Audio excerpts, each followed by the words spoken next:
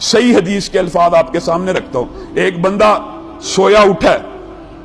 اٹھا یعنی سو رہا تھا, کروٹ لی بیدار ہو گیا.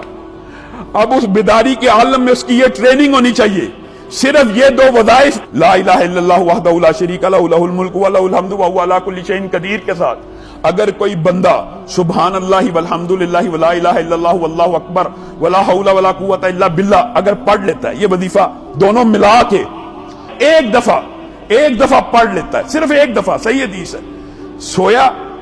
کروٹ لی, اچانک آنکھ کھلی, رفع حاجت کے لیے آنکھ کھلی, کسی کام کے لیے آنکھ کھل گئی, صرف ایک مرتبہ یہ دونوں وظیفے پڑھتا ہے. ان کے بعد اللہ رب العزت سے جو بھی دعا کرتا ہے, نبی کریم صلی اللہ علیہ وسلم نے کہا وہ دعا فی الفور اللہ رب العزت قبول کر لیتے,